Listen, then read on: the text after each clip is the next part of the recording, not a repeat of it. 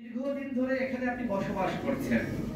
এখন একটি স্বাধীন রাষ্ট্রের মধ্যে আমরা এই অঞ্চলের আদিবাসী আর পাহাড়ে যারা রয়েছে তারা ওই অঞ্চলের আদিবাসী, এটা আবার কেমন? আমি মনে করি এটা এক ধরনের বৈষম্য।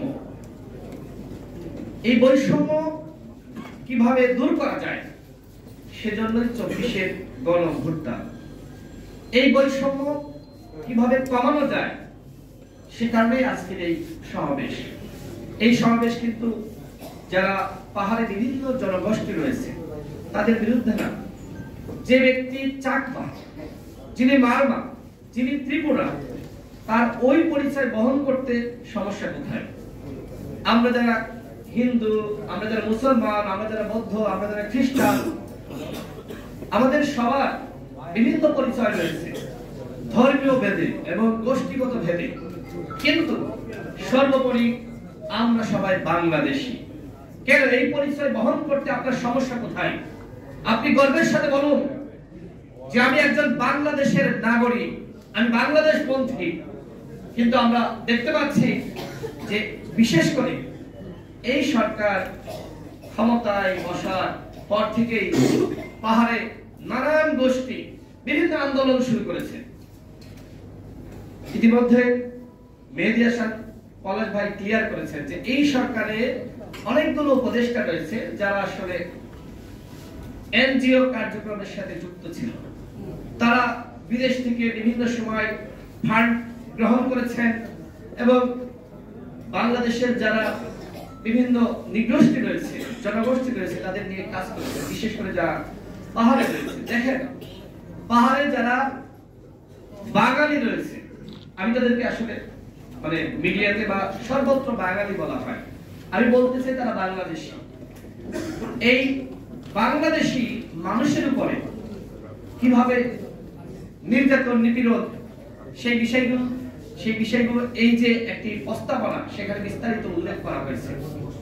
শেখ হাসিনা তিনি পাহাড়ের সংঘর্ষ বন্ধ করার জন্য তিনি 1997 সালে একটি চুক্তি করলেন।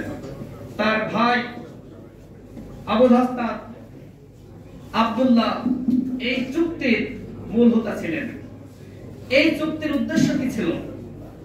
ভিন্ন কোনো উদ্দেশ্য ছিল না, শান্তির কোনো উদ্দেশ্য ছিল না।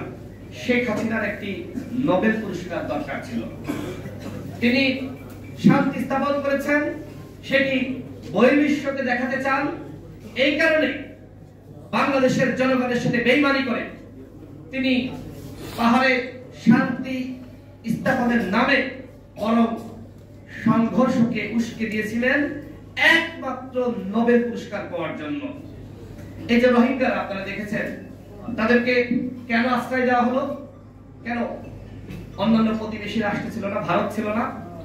আমাদের বিদেশি আমেরিকা, ইউরোপের বন্ধুরা, আমাদের জাতিসংঘের বন্ধুরা, তারা কি ওই সময় বলতে পারলো না ভারতকে যে আপনারা এত বড় রাষ্ট্র, এই 10-15 লাখ রোহিঙ্গাকে আপনারা জায়গা দেন?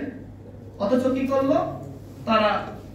বাংলাদেশ সরকারকে বলল যে আপনারা তাদেরকে জায়গা দেন। শেখ হাসিনা নোবেল পুরস্কার পাওয়ার লোভে তিনি রোহিঙ্গাদেরকে জায়গা দিয়েছেন। আমি তাদেরকে অসম্মান করছি না, কিন্তু যেখানে বাংলাদেশের নাগরিকরা তারা তাদের ঠিক মতন সমতা পায় না, সাম্য পায় না, নাগরিক সুবিধা পায় না, সেখানে কিভাবে এতগুলো রোহিঙ্গাকে আমরা ভরণ পোষণ করাবো? এর বলেও আমাদের দেশের যারা এনজিও কর্মী রয়েছে তাদের অনেকটা আসলে ফায়দা রয়েছে। তারা কি চায়? তারা চায় রোহিঙ্গারা বাংলাদেশে যুগের পর যুগ বসবাস করুক, আর বিদেশ থেকে এনজিও ফান্ড আসবে, সেগুলো তারা আসলে নিজেদের ব্যক্তি স্বার্থে ব্যবহার করবে। এই সরকার এই কারণে কিন্তু সবাই বলছে এনজিও মার্কা সরকার। যেখানে পাহাড়ের সংঘর্ষ কমানো দরকার ছিল, সেখানে এই সরকারের সাথে সংশ্লিষ্ট বিভিন্ন উপদেষ্টারা, বিভিন্ন কর্মকর্তারা, তারা এই পাহাড়ের সংঘর্ষ এখন উস্কে দিয়েছেন।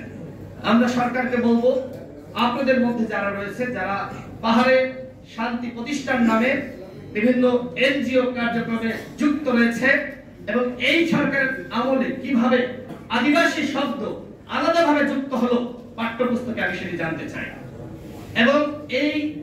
এটি প্রতিষ্ঠার সাথে, এটি আবিষ্কারের সাথে, এটি পাঠ্যপুস্তকে অন্তর্ভুক্তির সাথে যারা যুক্ত ছিল তাদেরকে এই সরকারকে এখন পর্যন্ত কৈফিয়ত দিয়েছে, জবাবদিহিতা নিয়েছে। যেহেতু নেয়নি, তার মানে বুঝতে হবে যে এইটা ডক্টর ইউনূসের ইশারাতেই অন্তর্ভুক্ত করা হয়েছে। ডক্টর ইউনূস নিজে একজন এনজিও কর্মী, তার উপর আমরা আস্থা বিশ্বাস রেখেছিলাম যে তিনি আসলে আমাদের একটি ভরসার জায়গা, কিন্তু তিনি এখন কিংস পার্টি গঠনে পূর্ণ মনোনিবেশ দিয়েছেন।